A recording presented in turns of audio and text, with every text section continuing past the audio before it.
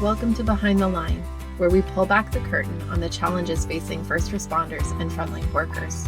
The work you do is unique, and so are the stresses that go with it. Join me as we tackle key issues to reduce risks for burnout, and as we work to support you in doing the job you love without sacrificing being the kind of person you want to be.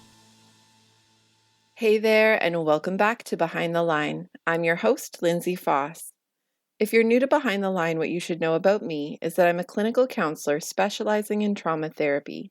And after over a decade working with first responders and frontline workers around issues like burnout, compassion fatigue, PTSD, and related OSIs, I've become a passionate wellness advocate and educator for those who sacrifice so much for our communities out on the front lines. Behind the Line is a place for us to talk about the real life behind the scenes challenges facing you on the front lines. I created this podcast with the hope of bringing easy access to skills for wellness, allowing you to find greater sustainability both on the job and off. As you know, if you've been loyally listening, we're wrapping up our series for September on alternative therapy interventions when talk therapy isn't working. At the start of this series, we covered why talk therapy isn't always effective. And since then, we've talked about psychedelic-assisted psychotherapy, as well as trauma processing therapies like OEI and EMDR.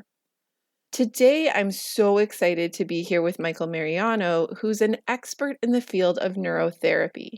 And I'm really looking forward to sharing with you about this exciting and innovative area of psychology that I anticipate will be a significant direction for the future of therapy practice. So with that, let's dive in. Welcome, Michael. I'm really excited to have you here today. I'm so excited we were finally able to coordinate a time. It's like the greatest challenge on earth these days is coordinating scheduling. Yeah. I'm Well, so thanks for glad that having this me. worked I'm out. so excited as well. Yeah. Awesome. Okay, so let's start with a little bit of your kind of story and background. What do you do? How long have you been doing it? Kind of like Sure. what are the primary pieces of your work that you're up to? hmm Well, I would say that, let's see, I started doing basically what's called neurotherapy when I was doing an internship for my master's degree in counseling psychology. And I think that's when I first really got into what I'm doing now, which is essentially Okay. what's called neuropsychophysiology, like the more broader term. So But much fancier now. so much fancier, yeah. So you can see that it includes there's neuro, there's brain physiology, and then just overall body physiology. That's important. So essentially, I was doing my master's, and I had to finish my internship, and I had a fortunate connection to be able to work at a clinic that actually did that. So they were needing counselors, and then essentially, I got exposed to quite a lot of the more physiological measures, such as looking at brain electrical activity, measuring different things like the body as well. So things like heart rate variability. Right. So that just really connected to me. And I think that there's just so much that's present if you're able to actually access and understand what's going on in both the body and the brain. And so that's basically how I kind of started from that point. So I worked at that particular place for about, I'd say 10, 11 years. It's quite a long time. Yeah, So I it's a saw, long time. thankfully, it was quite a blessing. I was able to see quite a number of different types of clients as well. Yeah. And that was really nice exposure for me because I was able to see basically different kinds of patterns or things that you might see in people's brain maps. And at some point, I just wanted to do my own thing because I realized that there's just so much out there in terms of what's, I would say, cutting edge right now. So there's different Yeah. types of approaches, different types of neurofeedback training, different types of neurostimulation. I'll get into that as you ask questions, but there's just such a wealth of possibilities there to have for quite a number of different types of clinicians as well. So, I mean, I think that's why I'm really excited to have this conversation and to get to have it with you of all people, because I think that there's lots of people who try to kind of touch into this area. We were actually talking about this in a phone yes. call a couple of days ago, Mhm. that there's lots of people who kind of try to add it as a little piece in their practice. but there's not a lot of people who make this kind of like the full scope of what they're doing and really Right. embrace like the depth and degree of it, because it is really innovative and it is really Mhm. emerging. And I think what's really Mhm. cool about it is across the board, I think the like top people in this field agree that this is the future for Mhm. therapy, that accessing more and more about the brain, understanding more and more about the brain, being able to Yes. give people Yes. feedback about how their brain is Right.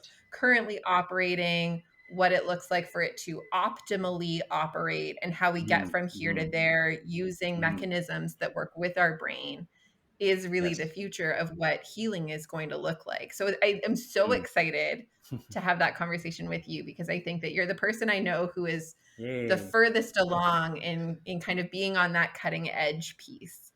Right. Yeah. And I think we can talk about that at some point during the interview. Just some thoughts that I have about why maybe you might not Mhm. necessarily see too many people doing it, or they're trying to do it as well, but there's a struggle to integrate it.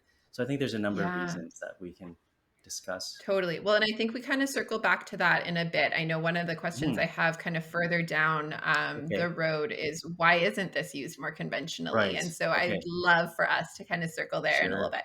For now, For let's start sure. out by maybe you giving me a bit of just like, tell me about the approach that you use. Tell me about what it looks like and how it's different than conventional therapy treatment models, Mhm. because it's Mhm. really different.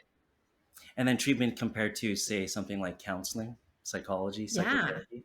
Yeah. totally. Well, I think one of the big things about it is that you're able to actually measure and understand something that's actually very tangible.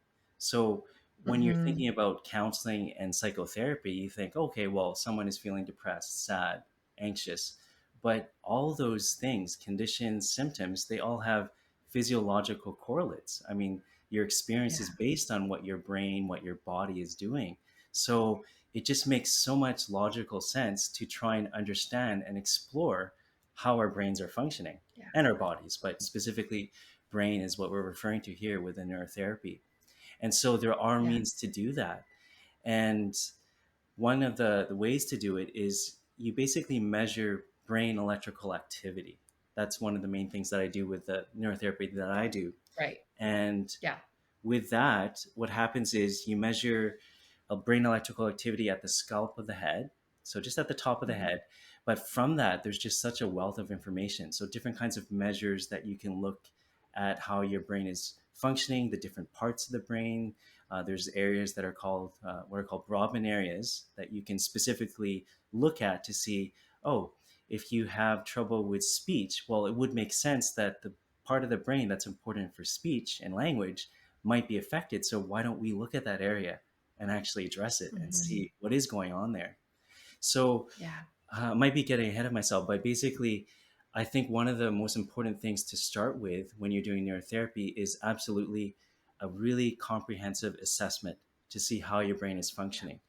And so, what I mean by comprehensive is that you want to kind of embrace different types of measures and approaches to really try to understand as much as you can to help both yourself as a therapist and the client to understand how the brain is functioning. And I Yeah. think, kind of to allude to what we might talk about later, is often when people are trying to do maybe neurofeedback, I think they're not starting from that singular important piece, which is you don't want to miss things that are important when you're doing an analysis. And I think Totally. if you look at some of the approaches that people have with neurofeedback, often it's just one modality, or it's just one approach, Yeah. or just one kind of system that they might use. And that could be Mhm. very good. But again, if you really want to, I think, affect more positive, specific global change, then it does start from that comprehensive assessment. Yeah. So I that's mean, I the think that makes a lot neurotherapy. of sense. Hmm. Yeah. Hmm. Right. I Like, mean, I I mean, think I it think about it sounds like, logical. well, and I mean, like, I think that the contrast or comparison, I guess, that resonates with me in terms of what I think people would maybe be familiar with is I get a lot of clients who are like work safe or ICBC clients who had some kind of injury, right? And Hmm. they'll go for, initially if they were hit by a car, they have, discomfort and pain in their neck and shoulder. And so they'll go for the like CT scan or x-ray or whatever Yes. that is like really located in this one area. And then they'll go for physio that directs that specific area Yep. for improvement. But often they miss because they Mhm. didn't do the like full scan of this Mhm. whole like they missed that like ribs were out of place and that Yeah. right like the Yes. shoulder is popped up Yes. funny, that there's all of these other injuries. And so Mhm. they do physio on this, but they don't necessarily get better because they haven't done a comprehensive enough of an assessment to be able to really identify Mhm. all of the things Yes. and how they inform each other, right? Like my neck is Absolutely. informed by my ribs. And so if my Yeah. ribs are out, my neck is always going to be shifting to compensate different, Mhm. right? Like it's always going to stay not quite healed because it's Mhm. reliant on Mhm. other parts of me being functional as well. Yes. Right. And so I Yes. love this idea of a comprehensive assessment because it just makes sense that you would want to Mhm. know, especially in like our brains are so intertwined. Like when I think about our brains, I think about it like a ball of yarn. Like there's Mhm. no one part that is fully and totally independent of every other part. You can't Yes. 100% just isolate and know, well, that's the problem because there's Right. so much interconnection. Right. And that makes a lot of sense because I've seen, for example, people where they really just kind of swear by a certain kind of assessment that isn't comprehensive, in my opinion, Right. where you would measure just a few spots in the head, for example.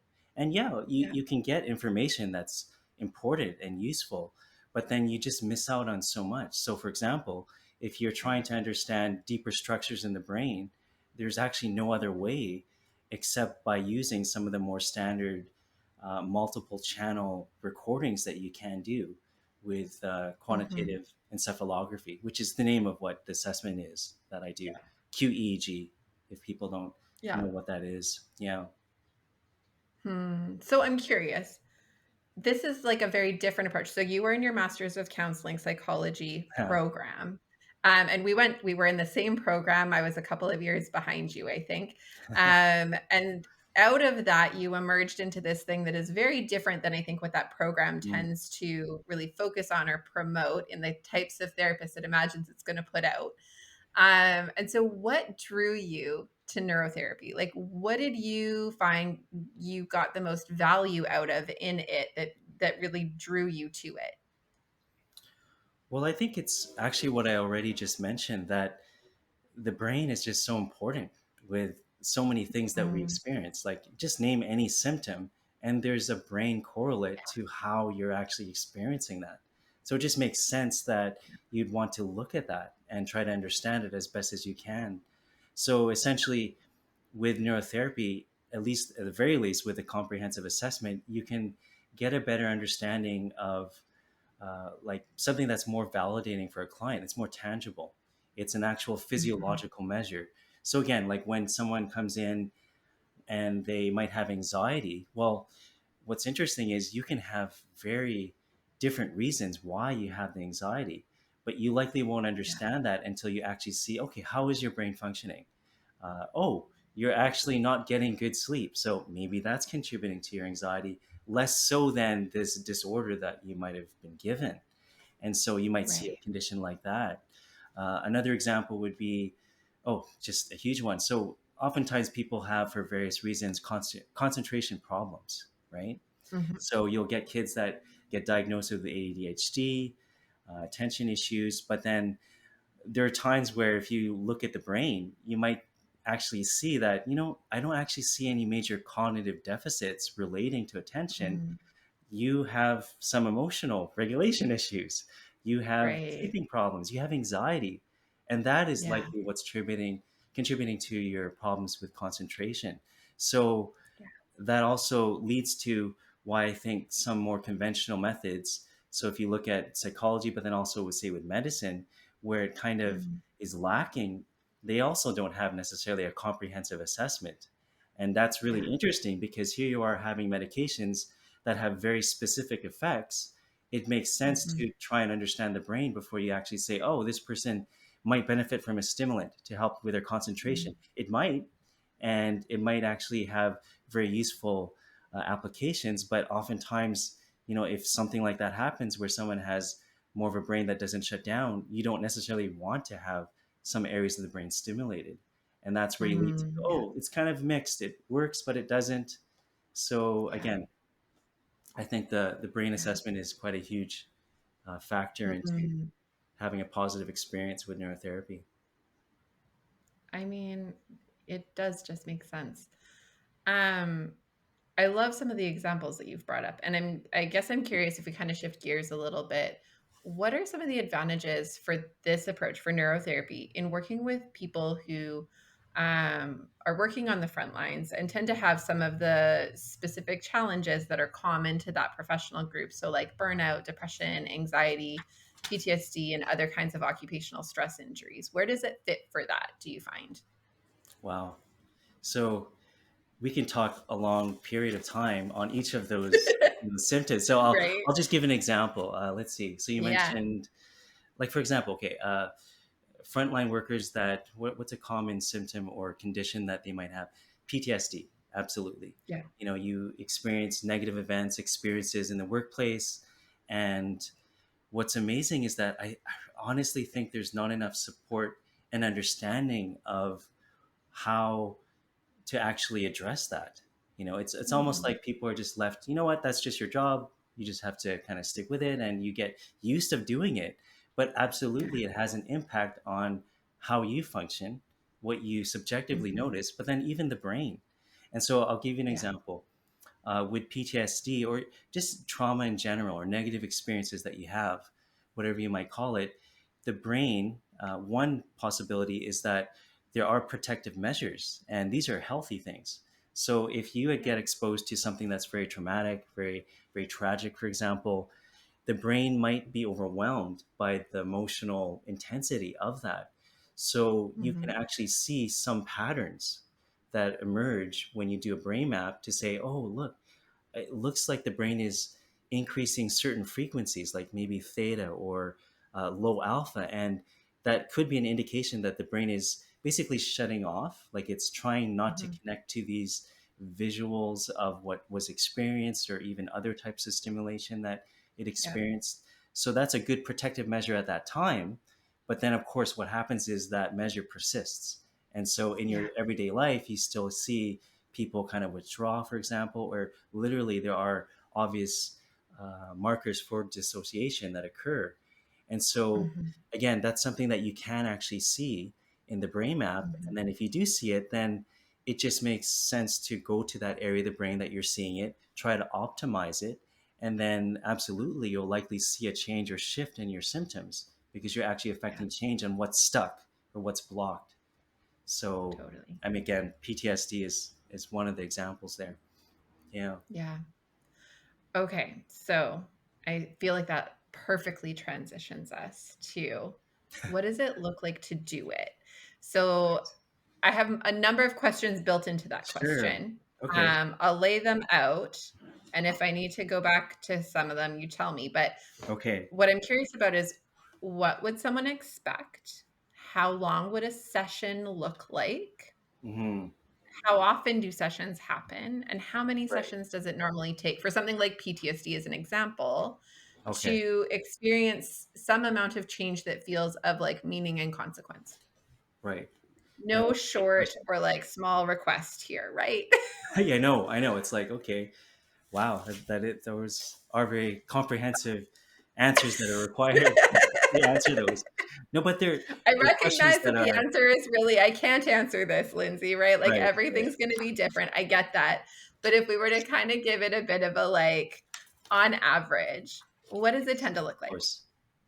Well, the first initial assessment, that's basically where we are measuring the brain waves with QEEG. Mhm. And so what you do there is we basically have what looks like a shower cap and it Okay. has pre-positioned electrodes on it. So it looks like this. So this just Awesome. goes So on for our top of the friends head. who are listening on the audio only version, Michael's demoing. So you should go check this out on YouTube. Right. And for our YouTube watchers, you are in luck because we get like a full visual. Yeah. Right. So essentially, there's pre-positioned electrodes, meaning it's based on a standardized 1020 system, and that won't change. So we know the areas consistently that we're measuring. And so that's Yeah. informed from research and what they do with neuroscience. So what we're measuring again is brain electrical activity with these electrodes.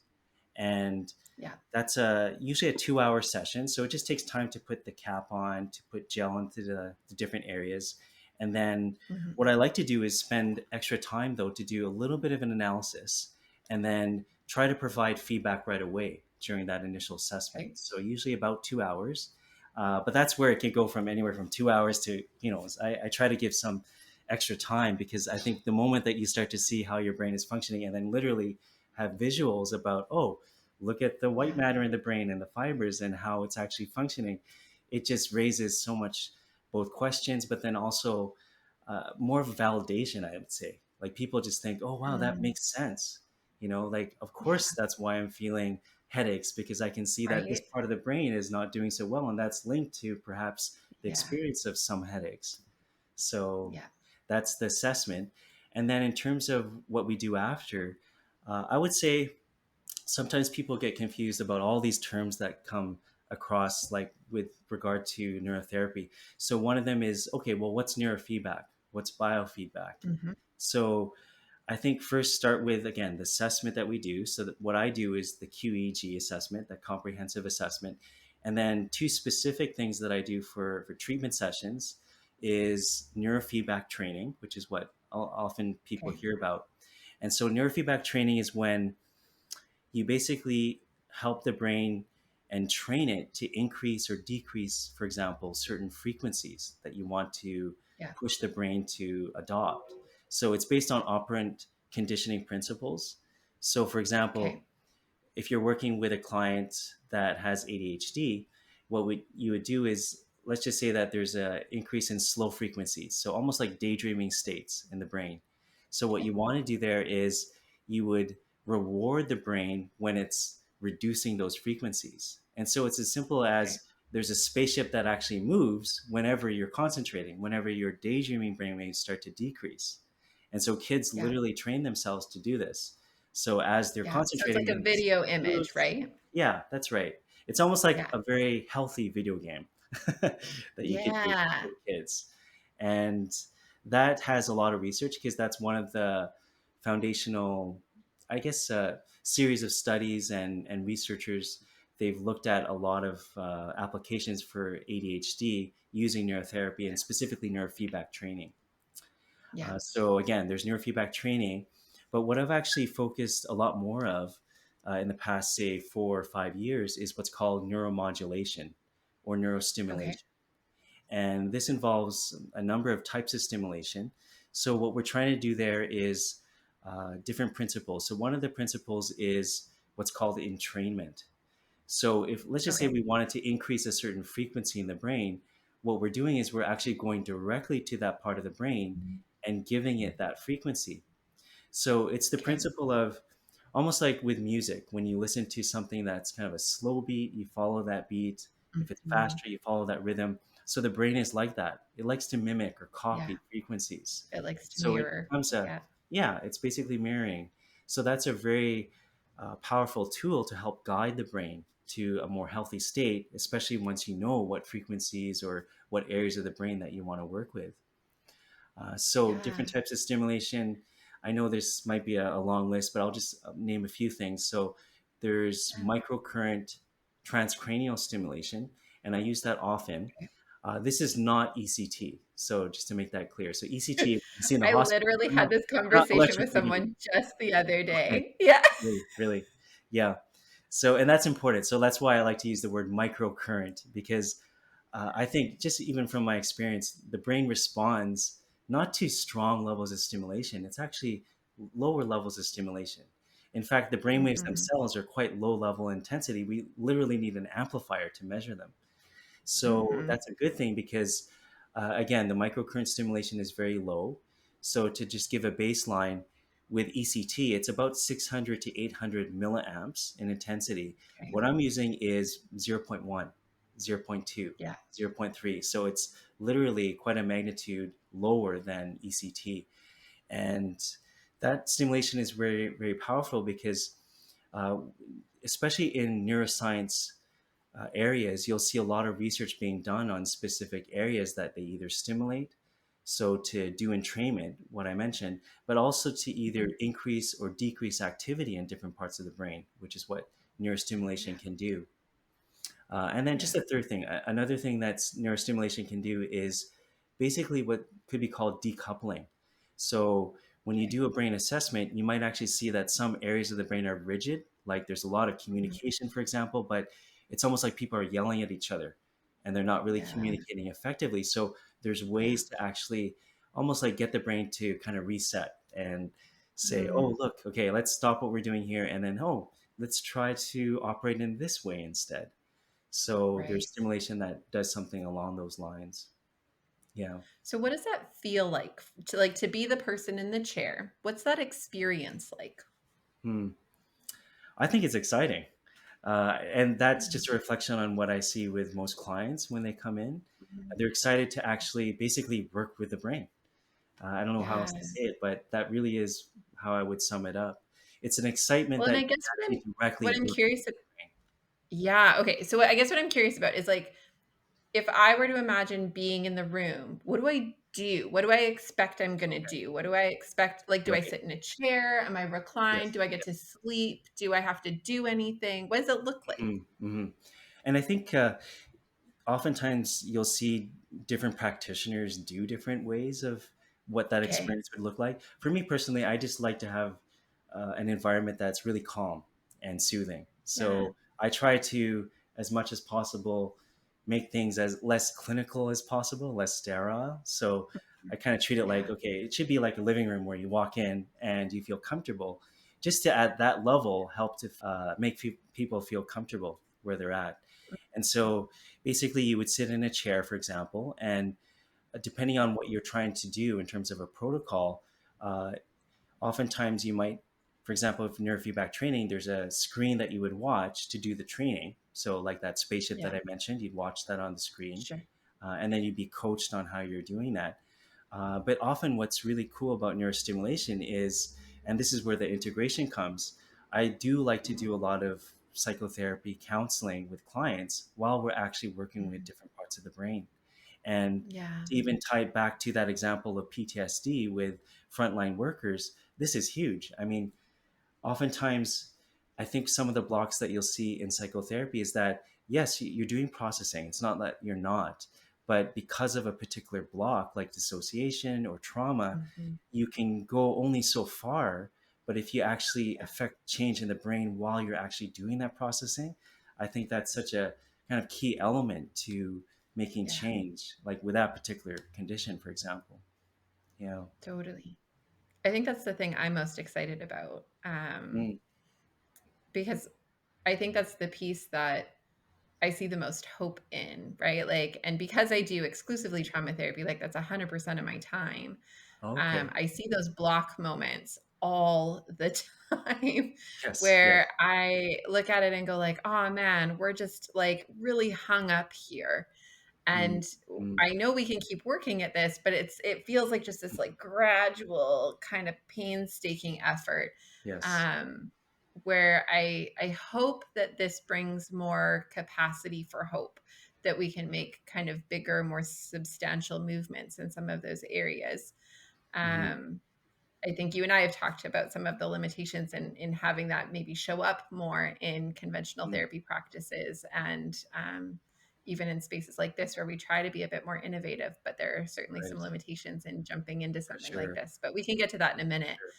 Hmm. Um, the couple of questions I want to link to in this is how often do people generally do like the neurofeedback kind of training sessions or like the decoupling kinds of work? Like how frequently would that happen? How many sessions does that tend to look like?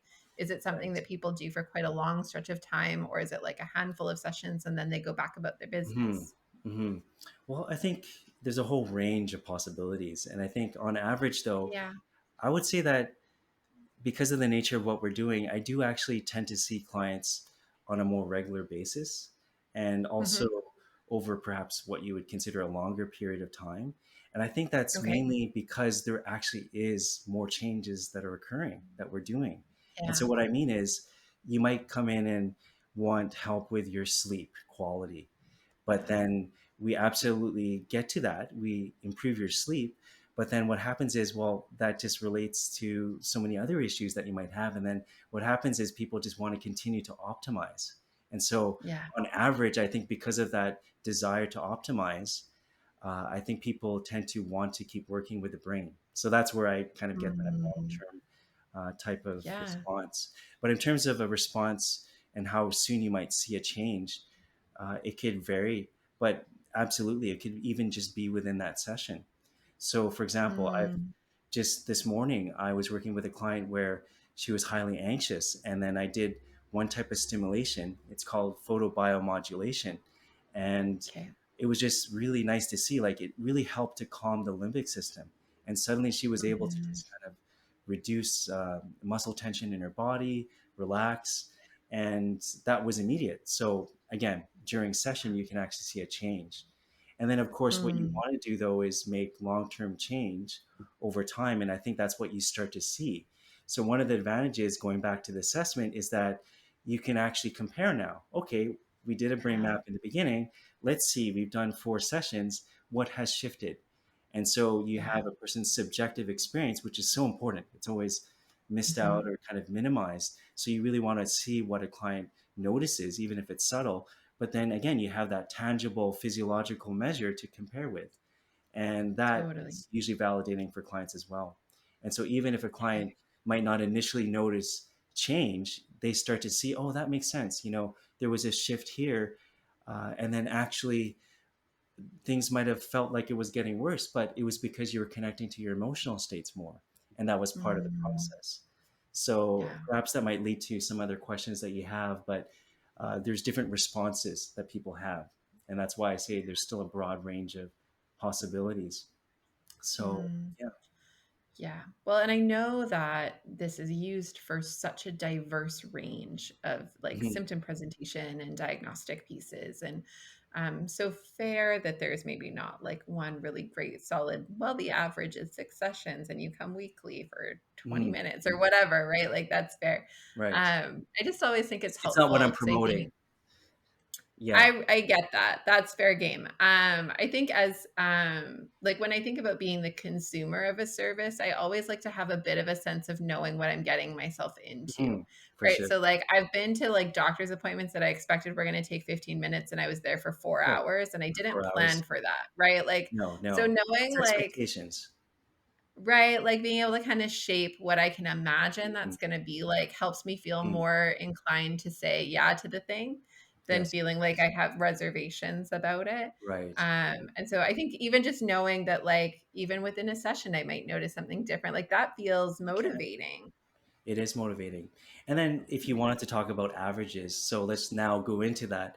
So Yeah, like on average, I think do people do notice positive changes in their symptoms at least from like a few sessions, say 4 to 6 sessions. Most people on average, again, at 4 to 10 sessions, maybe up to 10, and then they start to realize that something is shifting. So there's yeah, a number of factors for that. But again, just as an average, say 4 to 10 sessions. And yeah, the reason why I say that it's so broad too is, I mean, in my situation, I'm seeing all kinds of clients too. So mhm, what that means is if you see someone with traumatic brain injury, stroke, that will yeah, likely present differently, for example, than someone that has seemingly the common, issues with like sleep totally, issues or anxiety. But yeah, then other people have multiple things as well that they're concerned about. totally, So it's a question of, okay, you want to improve your number one issue is anxiety. So let's work with that. And then there's other things that you want to optimize as well. So then yeah, that's when things become more seemingly like there's more sessions. But again, it's just trying to optimize as much as you can, at least how I see it. yeah, Yeah. that's fair. Okay. So then I'm going to jump to kind of like the flip side of it. Are there things that this doesn't work well with? Are there any Mm-hmm. contraindications to using this approach or people for whom it wouldn't work or the circumstances wouldn't be safer in their client's best interest? Mm-hmm.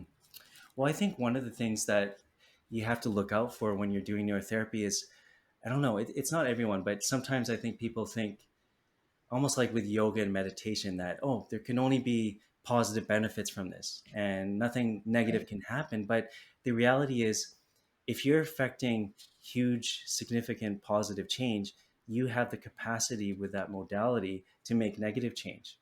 And so, Yeah.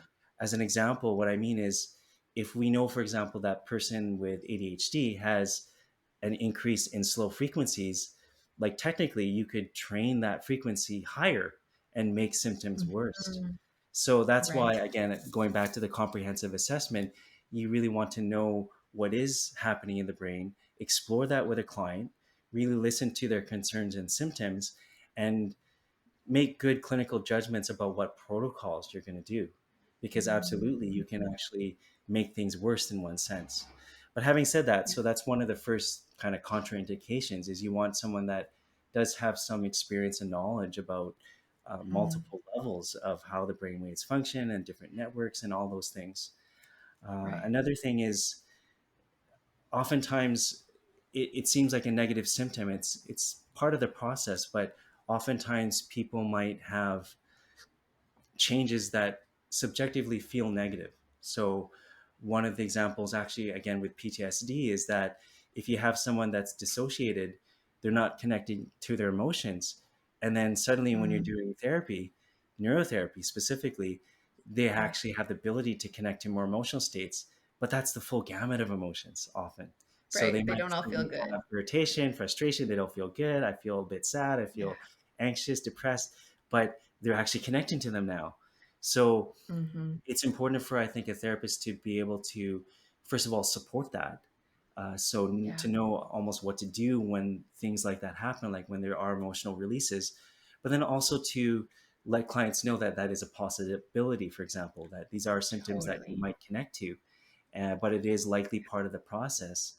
And then again, what you have as another tool is that assessment. Again, you can actually show a client, oh, this is how your brain is shifting. We can actually see that the limbic system is a bit calmer and it's now connecting to your frontal cortex and your cognitive network. So you're Yeah. actually experiencing things more. So that's okay. But yes, Mm. we don't want you to have be overwhelmed by this. We want to help you through this process.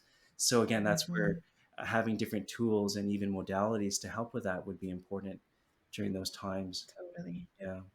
Well, and it's funny because I think that it's one of the things I often say to clients is that when we do trauma therapy, where we're processing and we're trying to reduce layers of dissociation, it often feels worse before it feels better Mhm. because of Mhm. that exact experience of like as we move past the dissociative kind of layers and walls that Yes. our brain and body have put up in order to be able to function. Hmm. And we try to touch in a little bit more to actually how we're doing, actually how we're feeling.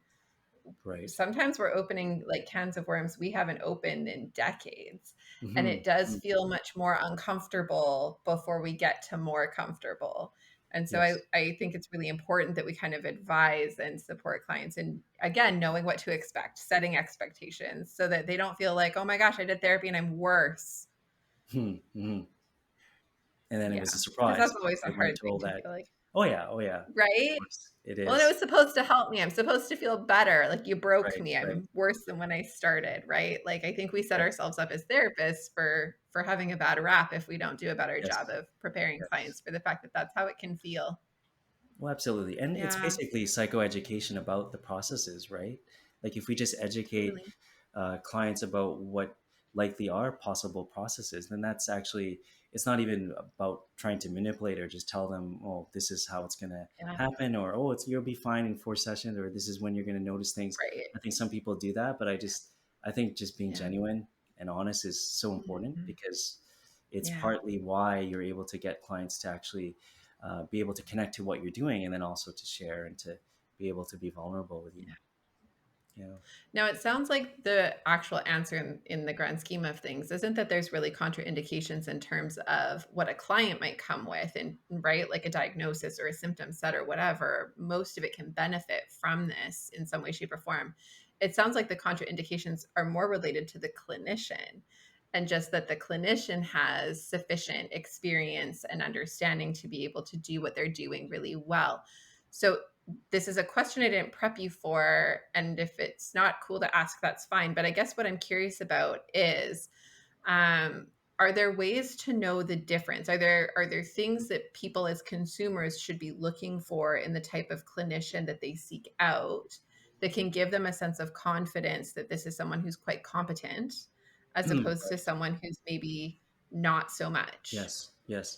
Well, I think if you go into the research, and you might ask me about the research, but there absolutely are levels of efficacy that have been established for certain Okay. conditions. And so that's where you would perhaps put that in as contraindications. For example, there's levels of, I believe it's 80, no, no, it's with autism, the spectrum. Okay. Basically, it with the AAPB, which is one of the bodies that regulate or Mhm. at least promote biofeedback, it at this point in the research isn't necessarily shown to be significantly effective for working with Right. autism. But what's interesting Yeah. is clinicians are still using that, and researchers are still using neurotherapy. And I think the reason is Mhm. because like the research just hasn't caught up yet with Yeah. understanding, and something as complex as being on the spectrum itself, it's very difficult to show efficacy with certain types of conditions because it's quite Mhm. broad with the possibilities of change and how a person is experiencing symptoms. It's not as easy as Mhm. like other conditions where you can really just isolate a symptom or a particular condition. So people, Mhm. to get reassurance, I think one of the things to do is, first of all, probably look at the background of the practitioner. So there's a organization called the Biofeedback uh, Certification International Alliance, BCIA, and Okay. on there, it's basically the main regulatory type of body that's Yeah. regulating neurotherapy. And there's a list of practitioners by region in North America and also parts of other parts of the world that you can look at practitioners that have at least that certification. And I think that's at least a Mm. very good standard for people to have that, oh, it's not just someone that picked up on some system and started utilizing it with clients. They at least know the history of how things have developed, the Yeah. different researchers that have been involved, and the different clinicians, and what the current state of neurotherapy and biofeedback overall has been. So I Yeah. think that's important. Again, looking at Yeah. the background of the clinician. And then I just Yeah, wanted to that's tie in fair. back to your question about contraindications. I think, and it does tie into what the experience and the understanding of a clinician is, but I think there are conditions where just intuitively and also with the research, you might not want to necessarily delve into too much with, say, some of the Mhm. specific types of treatments. So it gets kind of Okay. broad and a little bit more dynamic than just to say, oh, you shouldn't use this for this particular condition. But for Right. example, let's see, a lot of neurotherapy has actually been used a lot with like seizure activity and people with Mhm. epilepsy. I personally, right now, am not wanting to take on clients with seizures just because, Mm. in my opinion, I think there should be really important support mechanisms that I can't provide at this type of environment that I have now to allow for Yeah. proper treatment and also support in case there are seizures that occur.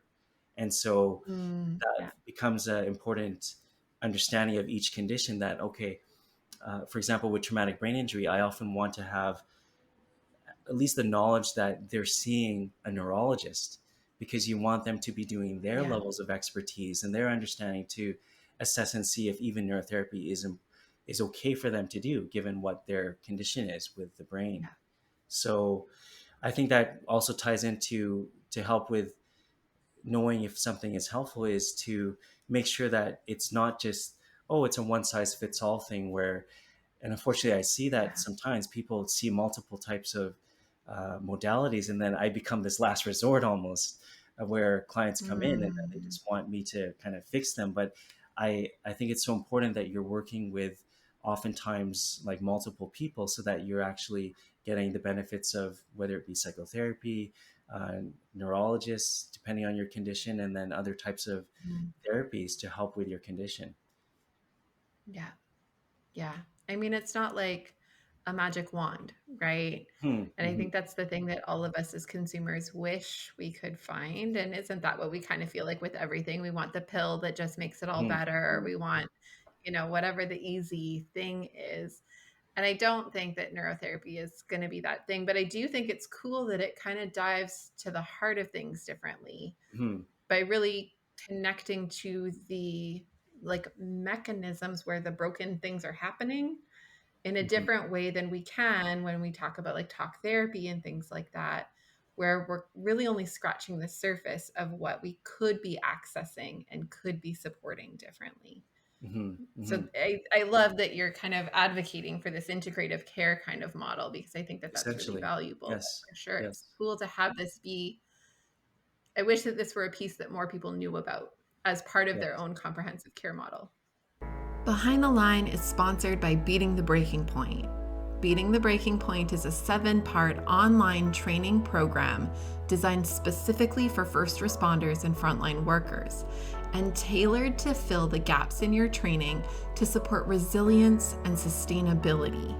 Whether you're new to the work and wanting to cultivate tools to prevent burnout, compassion fatigue, and related concerns, or you are deep into your years on the job and have gone a few rounds with burnout and other mental health challenges, this program offers the foundational pieces you need to support personal and professional wellness for the long haul.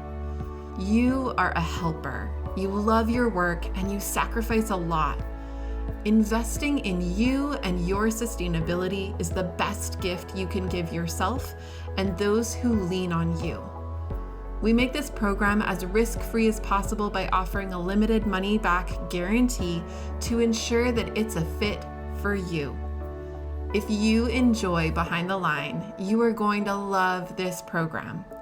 Google Beating the Breaking Point Lindsay and find everything you need to get started, or use the link in the show notes. Now, back to the episode.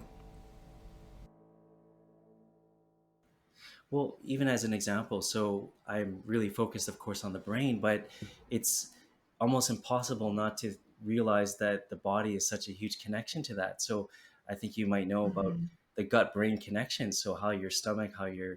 your body is doing has a huge impact on how your brain is functioning. So addressing that with either a naturopath or I like, for example, functional medicine doctors that actually look at that Yeah. as part of their practice and it's more integrative. That to me makes a lot more Totally. sense. So again, it's starting from that being able to be comprehensive with the brain, but then also the body and everything else that Yeah. would be important. Yeah. Hmm. So Yeah. just to also circle back, I know that just because there's so many things that I could talk about, I think you were mentioning about what a Yeah. session would look like. So I mentioned about the Yeah. cat, but what I wanted to talk about is again some of those stimulations, for example, that I do. Yeah. So Totally. let me just show you a few things. So one of the It's like stimulations that I show and do tell is, time. yeah, pretty much. And of course, I'm a gadget kind of person, so I have tons of gadgets. So I love maybe it. for people in the Yeah. audience that don't have a visual here, you can describe what I'm doing. But basically, there's Yeah. coils that we use that create what are called pulsed electrical magnetic fields. And so Okay. this field is what you see with like pretty much all electronics. But what's really good about it is you can actually set it to the frequencies that you're wanting to help the brain to get entrained in. So again, if you Okay. want to calm the limbic system, you would put the coils in a location that would help to bring calmer parasympathetic frequencies to that part of the brain that it's lacking from the assessment that you're seeing. Okay. So that's Yeah. one powerful way to go right to that area. Another type of stimulation is the one I mentioned in the beginning, which is transcranial electrical stimulation. And so what that looks like Okay. is there's basically 2 electrodes to maybe 4 or 6 electrodes that you would put on. They just stick on top of the head. Mhm. And Okay. from this, I would target the areas that we're seeing from the brain map. And so I might not have Okay. talked about it too much, but when you look at the comprehensive assessment, you're not just measuring, and this is so important, you're not just measuring the top of the head. From the top of the Mhm. head, you can see so much about different parts of the brain that are deeper and how they're functioning. Yeah. Like, for example, different networks of the brain, the default mode network, the resting state networks. There's even networks for specific conditions. So, what I mean is, when you're talking about Yeah. anxiety, there's a lot of research that's already been done that have linked different parts of the brain that are active when you're in a certain condition. So let's take a look at that Yeah. network and see how it's doing and how that relates to your symptoms. So it becomes that specific. Totally. We can target a network that's related to your condition. Yeah. Hmm. And then just one Yeah, more, which actually. was, I I'll keep think, going if your you. master's research and mine vicariously. And here's a fun one. So this is not a bike helmet, but it does look like one. And so Okay. this just goes on top of the head. I realize what it reminds me of. It's the Padawan learners when in Star Wars, when they're Yes, the totally. Jedi's, Yeah. they're wearing that and then they have the sword. Yeah. Anyways, so what this Yeah. is it's what's called photobiomodulation. So it's another type of stimulation, Okay. but it's using infrared lights. And the Okay. analog to it, you might have heard of red light therapy for the body, but basically it's a Mhm. wavelength that Yeah. you can't see, infrared light that stimulates the brain. And so what we're doing here Okay. with the research, what you're seeing is that there's an increase in ATP production, so energy to the cells. You're seeing Okay. when you're using photobiomodulation, you're seeing reduction of inflammation, increased blood flow to the brain. Mhm. So essentially, all things that are so significant for healing and Right. promoting the brain Yeah. to function better. So you're going to Yeah. see that with the research increase to not where it's currently at, which is usually with traumatic brain injury, it's been applied to dementia, Mm. memory issues. But because it's operating at a cellular level and improving things like reducing inflammation, you're likely going to see it applied to a number of things, such as mental conditions, anxiety, Mm. depression, absolutely depression. You'll see that there's certain frequencies that tend to get increased when you're doing that type of stimulation. So there's a lot that you Mm. can start to do to really optimize and help the brain to function better. And I know I keep saying that, but it just seems so fundamental to us. And oftentimes it's just, to me, the missing piece. Sometimes we're trying to do things, but we're not actually looking at the controller, the computer, so Yeah. to speak, of this whole system, which is our brains. And why not try to understand it more, explore together, see how it fits with your symptoms, and then use that, work together to understand your brain and then actually affect change to the brain. And eventually, of course, your symptoms and your different concerns or conditions. Okay. So let's now that we've established how fantastic this tool is, talk about why not everyone is using it. Uh, so, Like, why do you think that this why isn't do being people? used more conventionally? Mhm. Well, I think one of the things is maybe the complexity of it. So if Yeah. you hear me talking, I already mentioned probably 4 or 5 types of stimulation and treatment that you can do. So I think people, perhaps, for example, with clinicians, they struggle to integrate it into their practices because there's Yeah. just so many possibilities. So you Hmm. might see a client or a clinician try to integrate it with, for example, with trauma therapy, and I think Hmm. there's times where they might see success, but what might be missing is maybe that first piece, that comprehensive Yeah. assessment. So they might not be doing like a QEEG or a full brain map. And so they might Hmm. see changes, but then they start to kind of use it haphazardly because it might Hmm. work with certain situations, but not with certain clients. And I think that's why, because there's a missing piece that's usually there. Hmm. So it might be the assessment or even sometimes the training modalities. People might just use one type of treatment. So it might Hmm. just be neurofeedback training. And again, not to put down just neurofeedback training, people have had huge success with that over decades. But oftentimes you might see that for it would take 40 sessions until you start to see changes when you're just doing straight neurofeedback training. And so when you start to combine and look at different treatments as tools, then it actually makes sense that the more that you have at your disposal, you're able to affect more change, perhaps. And as long as you're Totally. doing that comprehensive assessment, then you can see what areas of the brain might benefit from this type of stimulation and maybe not this one. So that Hmm. understanding just comes from, I guess, more experience, but just time as well. So you'll see less Yeah. clinicians maybe less effectively integrated into their practices. And then the ones that do, it's just a certain type of symptom or condition that they might be working with. And that's totally fine. But again, that might not Yeah. necessarily promote it to be used with a larger gamut or a broader range of conditions. The Sure. other reason I would say is probably just the politics involved with how Mm. almost threatening neurotherapy is.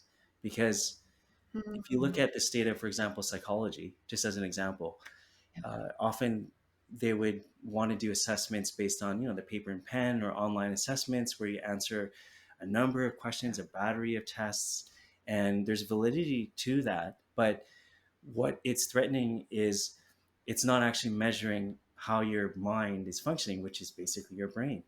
And I don't know Totally. how many times you'll see, again, there's usefulness to the assessments, but you'll see a client do a battery of tests only for that to say that, oh, you have moderate anxiety. And the client already knew that. Mm. And it didn't really Yeah. provide any more additional information or even routes to actually Totally. work with that anxiety. And then you do a brain Yeah. map and you would actually see, oh gosh, it's this part of the brain, it's this network, and oh, you likely would benefit from this type of treatment or even another type of therapy because of what we're seeing from the brain. Yeah. And so Totally. because of that, you'll see that discrepancy where a lot of fields are kind of threatened that, oh, the whole way that we're doing something might not be as efficient as we're doing it. And so I think you're seeing Mm. some pushback from that, but are also Yeah. seeing changes. Like some of the fields are opening up to the use of it. And Yeah. another example, just one more, is the medical field.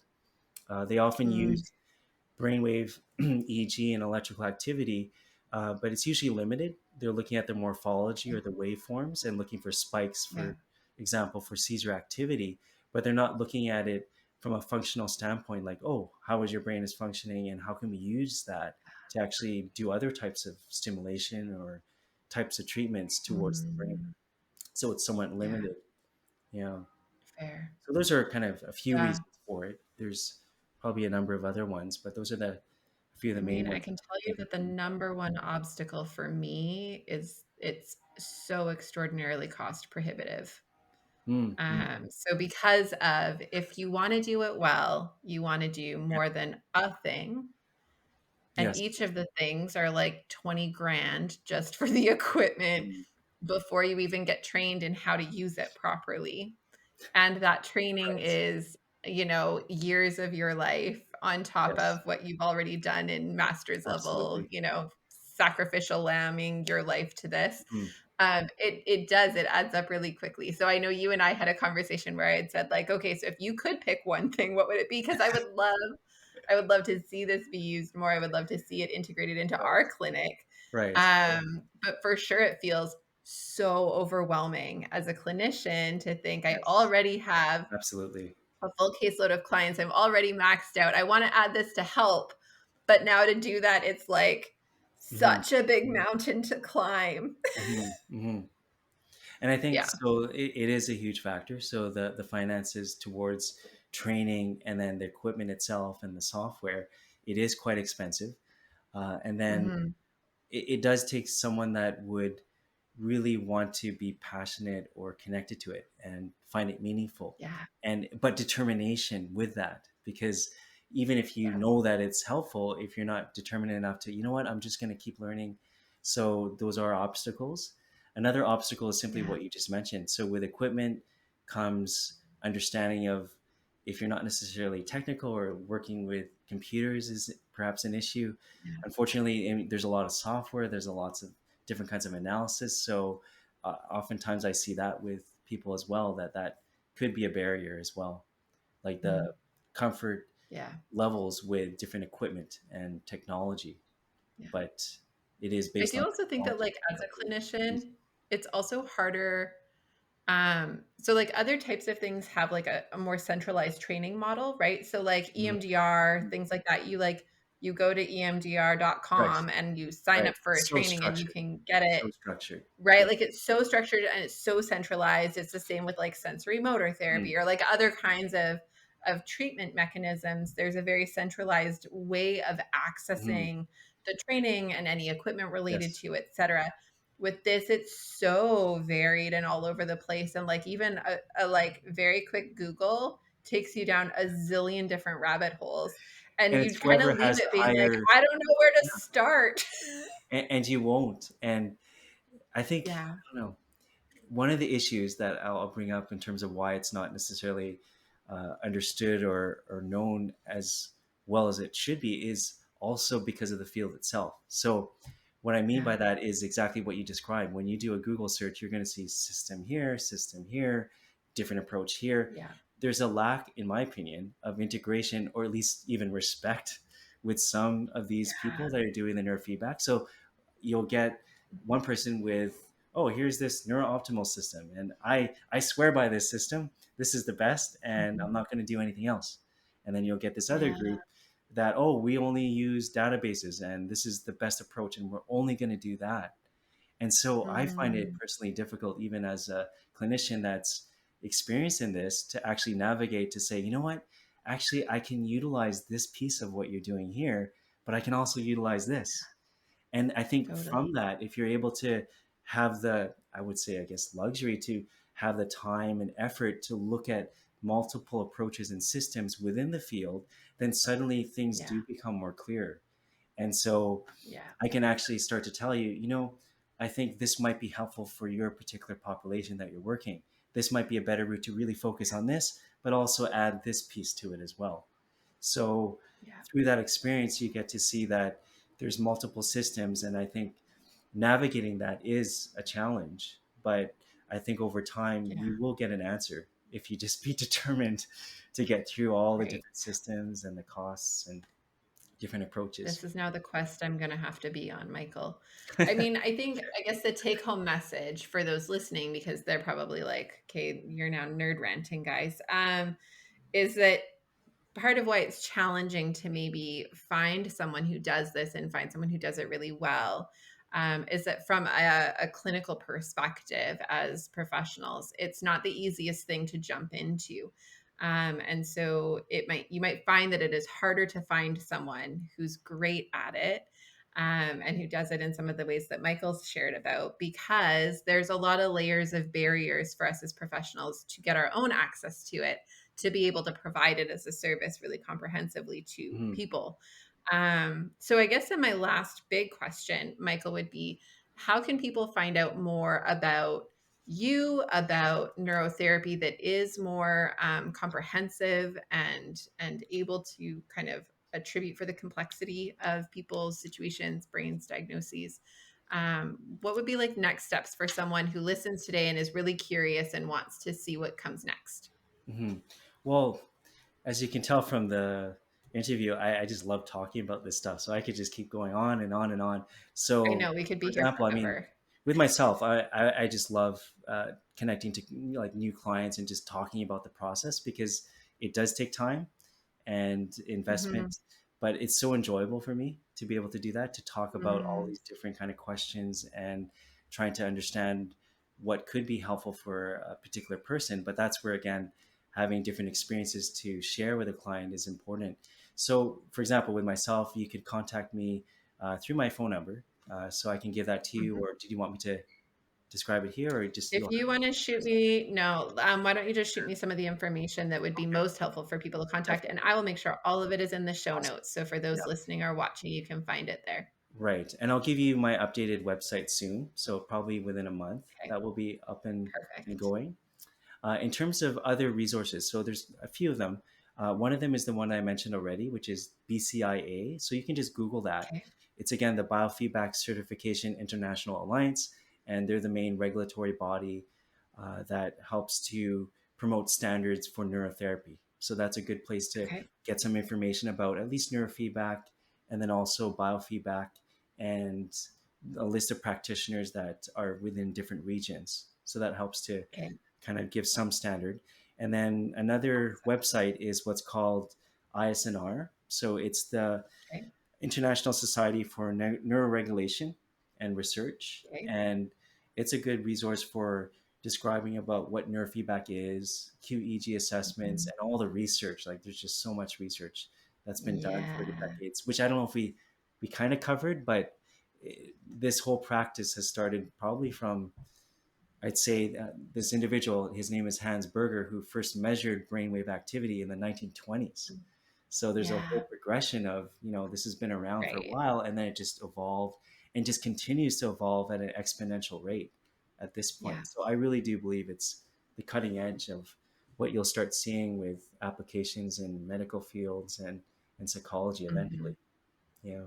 Yeah. I mean, that for sure does seem to be the trajectory that we're on. And I can't remember who it was, but one of the like major players in psychology had talked about how they believe that the new name for psychology and psychotherapy down the road will be brain science and brain therapy. Yes. Yes. And it's because of this, right? Totally. Just Yeah. because I am, I guess, a nerd, I just describe one more thing. So Please do. essentially, I mentioned about different types of therapies. So I mentioned about neurofeedback, Yeah. neurostimulation. So another thing that I really enjoy doing is what's called just basically biofeedback. So it's more Yeah. specifically peripheral biofeedback. So you can measure the Okay. brain waves. So that's neurofeedback and referring to neurotherapy too. Yeah. But with biofeedback, you can also measure other parts of the body. So you can measure Right. things like heart rate variability, skin conductance, respiration, temperature, muscle tension. If you really think about these things, these are all important for the physiological responses, for example, of emotional states. So we can Yeah. help clients to literally regulate their emotional states because we can actually see how their brain is functioning. Yeah. So it's literally the same sensors that you might see in a lie detector. I'm not going to be doing Mhm. that type of assessment with clients, but Yeah. my point is you can actually start to regulate. Oh, you'll see someone with anxiety and they don't realize because they've never been able to have access to this information. Oh, you think you're actually relaxed, but you're not. Look at all the tension that's showing up in your Mhm. your muscles right now, or your temperature is so low, so there's less blood flow to Mhm. your peripheries. So that means that your blood flow is more to your core organs when you're in a more anxious state or in a sympathetic state. Yeah. So if you can help to use those measures to train yourself, and then you teach yourself literally to regulate those states, that's another application, Mhm. major application for frontline workers.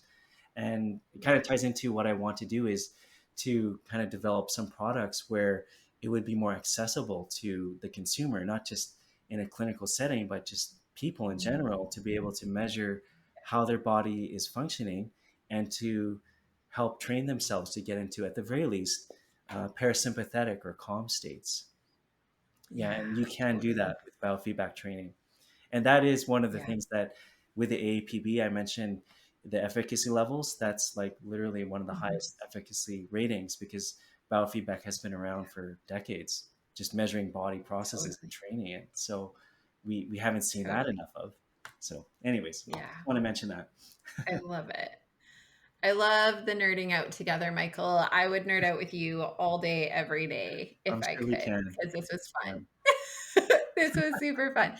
Okay, I'm curious if you have any final thoughts, anything that you're going to regret that you didn't touch on or say. And if not, then we can sign off.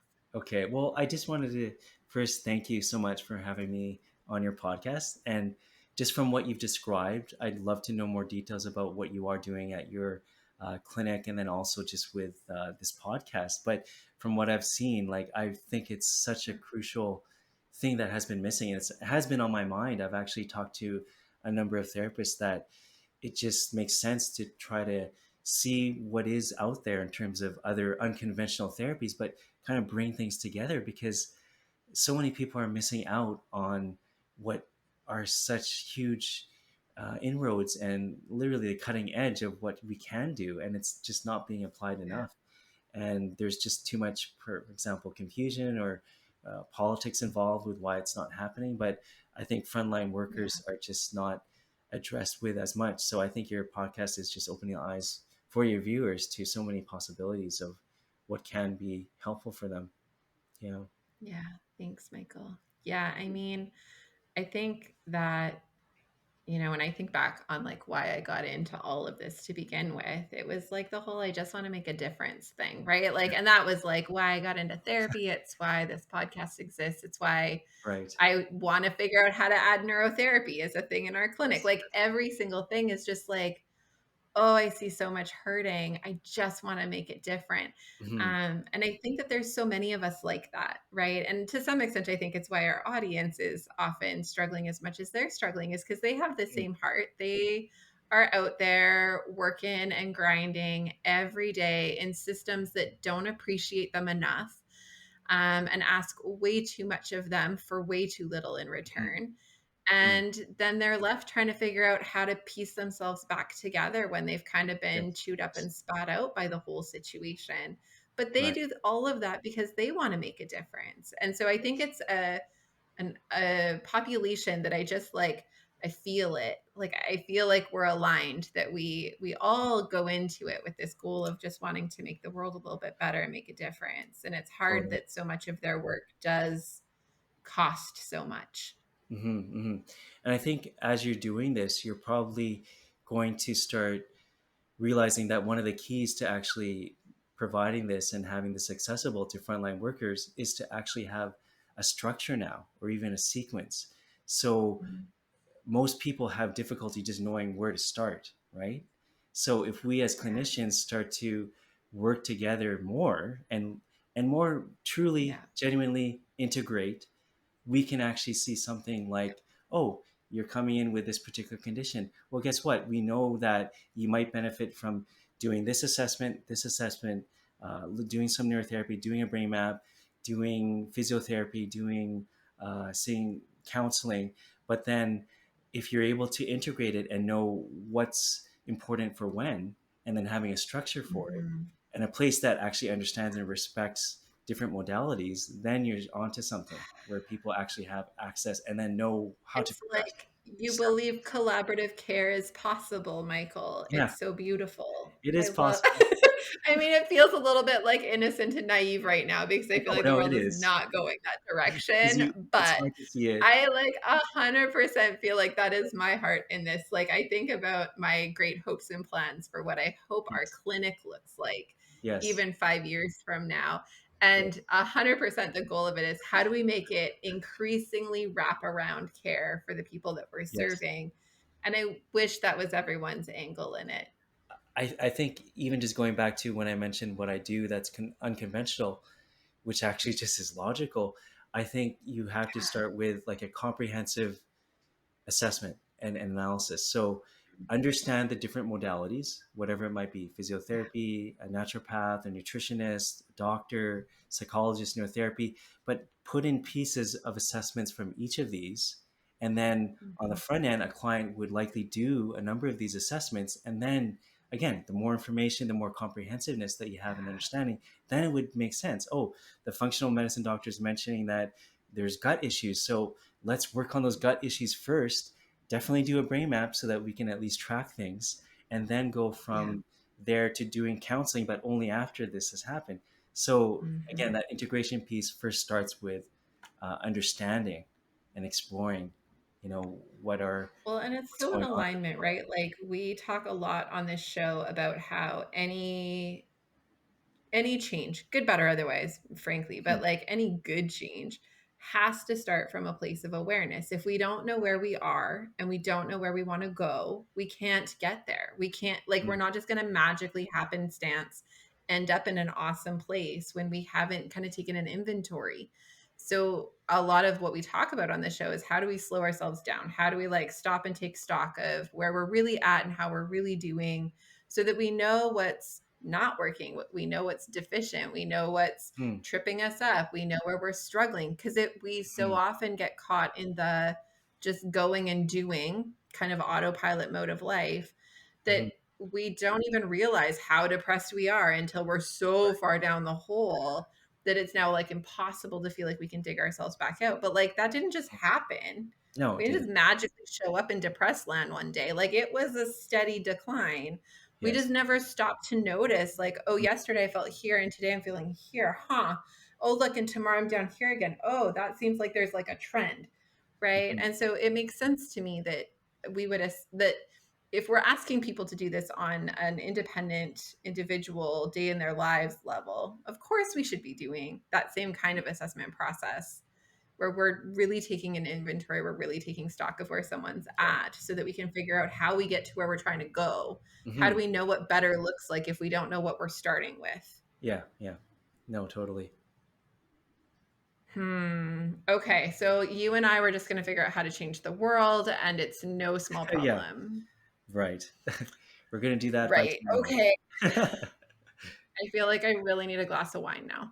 Uh, feel like that's going to help. Okay. Well, Michael, I just really want to thank you because this was a really fun conversation, and Right. I I'm really excited to see what people take from this. I'm really excited to see how many phone calls you get.